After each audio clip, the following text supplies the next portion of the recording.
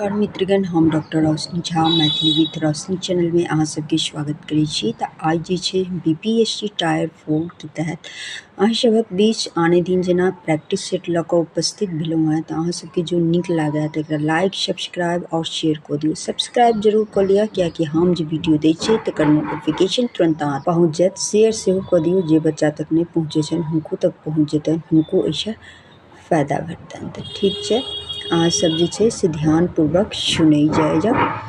काव्योपवन, मैथिली काव्योपवन लिखने छथि तऽ सीताराम झा लिखने छथिन। हिस्ट्री ऑफ मिथिला लिखने छथि उपेंद्र ठाकुर।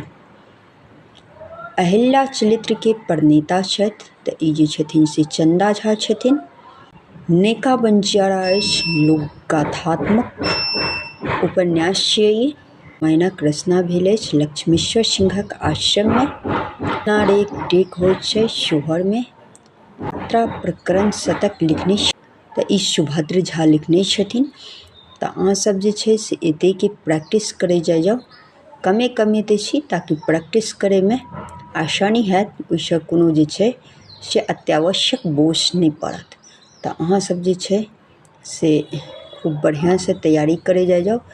अब नोटिफिकेशन तऽ आबिए जेतै जल्दी, बहुत जल्दी। तहन हमरा सबके एहि पर नहीं ध्यान देबै के हम सब जे छै से तैयारी में लागल रही, चाहे कहियो परीक्षा हो ओइसँ नहीं मतलब छै। हम ओ परीक्षा के लेल तैयार रही। एगो सीट लेबक लेल हम एते सक्षम भऽ जाय जे एगो सीट हमरा चाही तऽ चाही। तऽ एहि तरहे हम सब जे छै से तैयारी में लागल रही। एतबे जे हम प्रैक्टिस करल छै ओही पर नहीं, इहो वीडियो हो देखियो। तकर बाद से अपन पोथी जे सेहो पढ़ियो। पोथी पढ़ला से की होइ छै तऽ ओइसँ जे अहाँके कतौ क्वेश्चन आयत ना तऽ ओ अहाँ आसानी से बना सकै छियै। तेँ हम प्रैक्टिस करवा दै छी जे अहाँ सब जे पोथी पढ़ने रहबै तऽ हम जे क्वेश्चन दै छी अहाँ सबके ओ प्रैक्टिस करे में बढ़िया हैत। तऽ ठीक छै, अहाँ सब जे छै से अपन अभ्यास करू, प्रैक्टिस करू, पोथी पढ़ू, नोट्स पढ़ू, जे मन हुए से अहाँ सब पढ़ू, लेकिन पढ़ू निश्चित रूप से। तऽ ठीक छै,